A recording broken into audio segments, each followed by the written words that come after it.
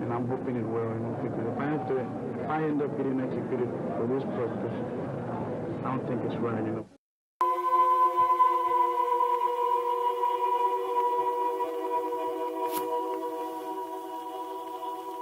A murder in Texas, 38 years ago, an execution 6 years later. Still now there is the question, whether Texas executed the wrong Carlos.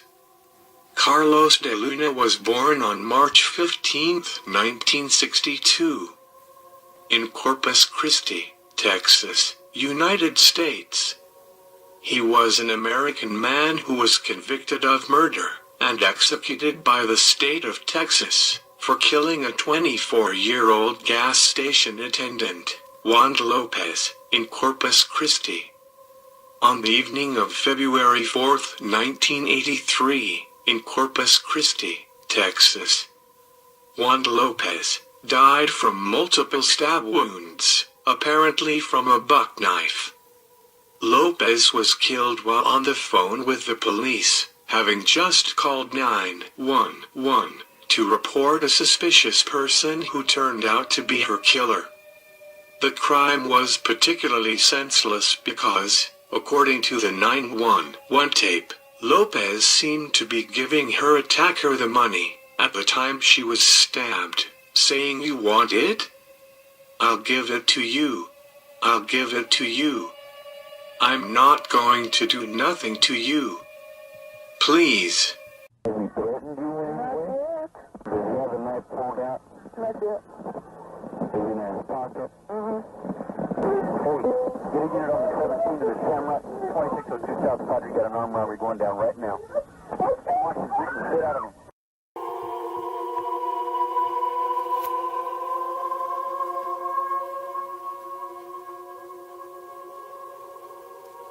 The crime was observed by 2 eyewitnesses. The first, Kevin Baker, had stopped for gas at the Shamrock gas station. As he approached the office to ask the attendant to activate the pumps, he saw an unshaven man in a flannel shirt inside the gas station struggling with Lopez and trying to drag her by her hair to the back of the station. The man apparently saw Baker as he released Lopez and headed out of the station, coming face to face with Baker. Sergeant Steve Fowler reported that Baker said the man told him, "I got a gun. Get back," but Baker testified in court the man simply said, "Don't mess with me." Baker then reported the man ran away from the store, the exact direction in which he ran being a source of debate given conflicting wording from various reports. In his police report, Sergeant Fowler reported that Baker told him the attacker ran east from the store.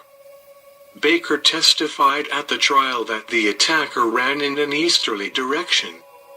On the other hand, Sergeant Olivia Escobedo's report indicated Baker had said the man fled off behind the station. The original police radio alert from the scene reported the suspect was northbound on foot, to the rear of the store. Police also reported several other bystanders saying they had seen a man running to the rear of the store. Baker then saw Lopez staggering out of the station saying, help me," before she slumped to the ground. Baker attempted to help her, and went inside the station to grab some paper towels to staunch the bleeding until the police and paramedics arrived. George Aguirre also witnessed the attack. Aguirre stopped for gas at the Shamrock station at approximately 8 p.m. As he was filling his van with gas, he saw a man standing just outside the gas station store, wearing either blue pants and a long-sleeved t-shirt or dark pants and a white shirt with sleeves rolled up. The man was drinking beer and playing with a knife like the one used to kill Lopez.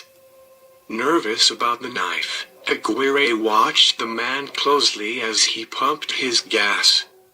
The man approached Aguirre and asked for a ride to the casino club, a local bar. The man offered to pay for the ride and showed Aguirre a black wallet containing a few bills inside.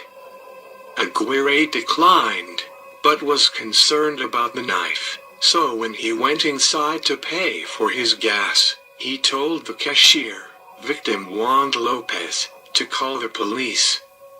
As Aguirre returned to his van, he saw the man heading into the gas station. Aguirre drove off and made a U-turn onto the adjacent freeway, and when he looked back, he saw the man and Juan Lopez struggling inside the store.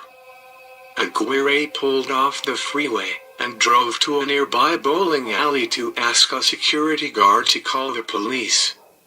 He then returned to the Shamrock at about the time the police began arriving. Aguirre identified De Luna that evening as the man he had seen with the knife, except De Luna no longer had on the white shirt. Aguirre was not asked to identify De Luna at trial.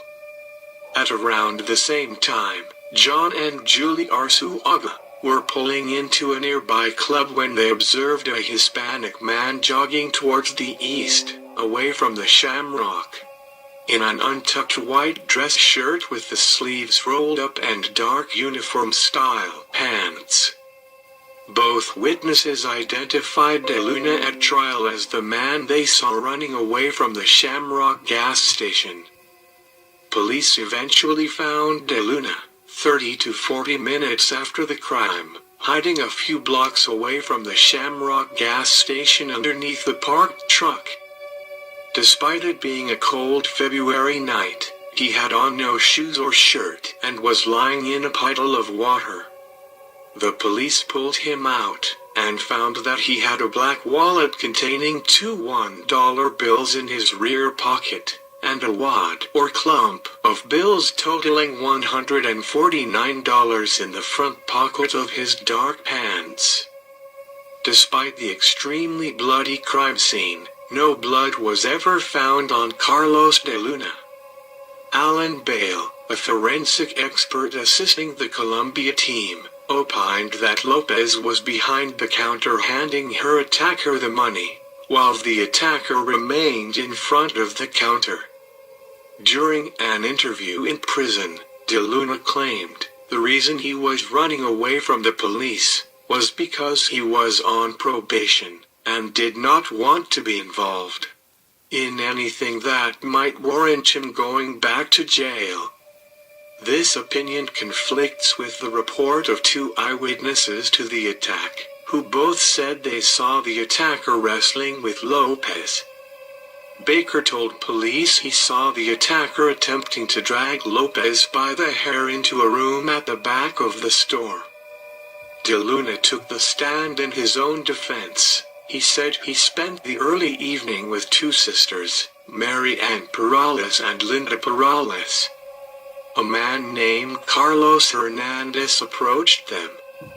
Although De Luna did not originally recognize Hernandez, after talking to him he realized that they had known each other as kids. De Luna testified that he was wearing a blue shirt, black pants, and black slip-on shoes. Thereafter, De Luna and Hernandez went to a bar named Wolf Eyes, located directly across the street from the Shamrock gas station. Hernandez said he was going over to the Shamrock to buy something, so De Luna ordered a beer at Wolf Eyes and waited. De Luna began wondering why Hernandez was taking so long, so he stepped outside Wolf Eyes to see what was going on. De Luna could see across the street and into the Shamrock and observed Hernandez attacking Lopez.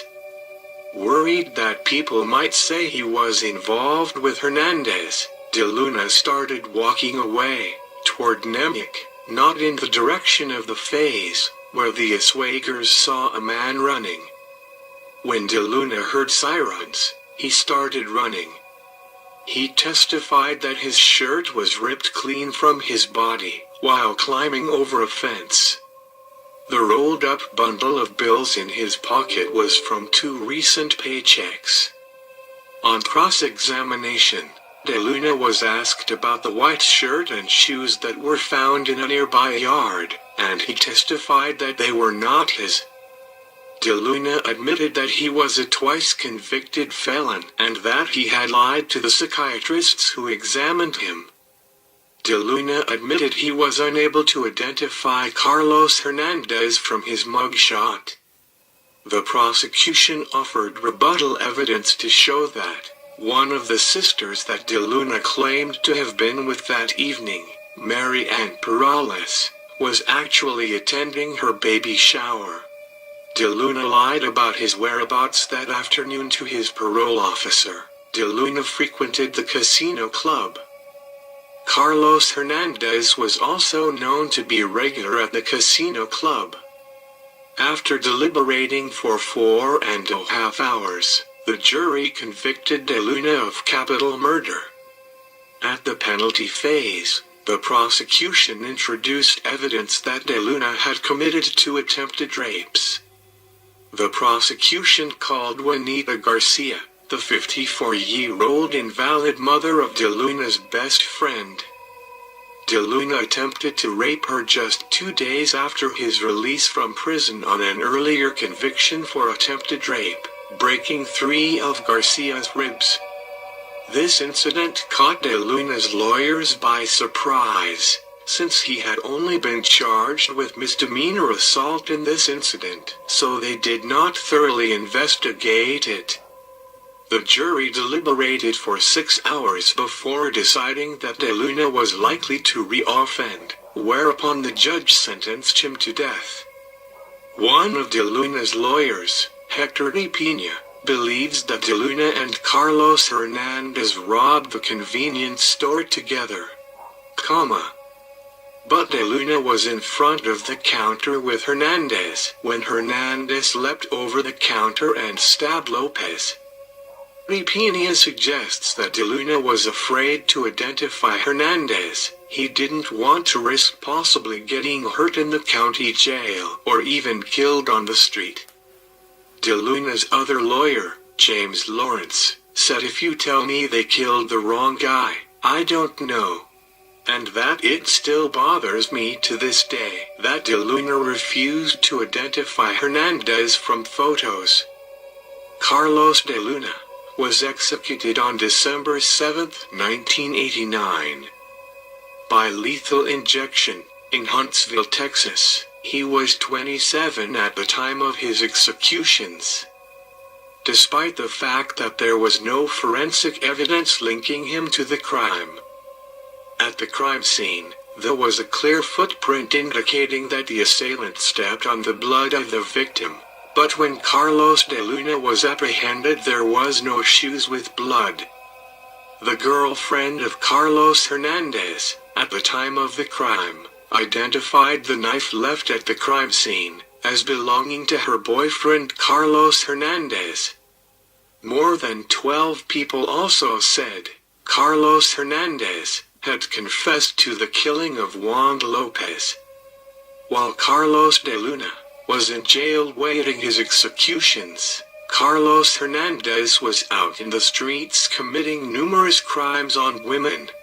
With the same kind of knife found in the murder scene of Juan Lopez, Hernandez stabbed at least 2 other women. One of the women Hernandez attacked with a knife was Dinah Ibanez.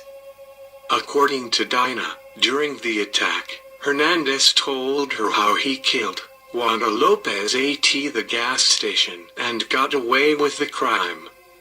Hernandez was finally in jail for the knife attack crime on these women, where he died 10 years after the executions of Carlos De Luna, in 1999. There was no DNA kept or any other evidence from the crime scene, which could have been used today to determine the right Carlos. Carlos De Luna was executed, morally based on an eyewitness statement. Since De Luna's execution by lethal injection in 1989, Doubts have been raised about the conviction and the question of his guilt. Did Texas executed the wrong Carlos? Thank you for watching Death Row.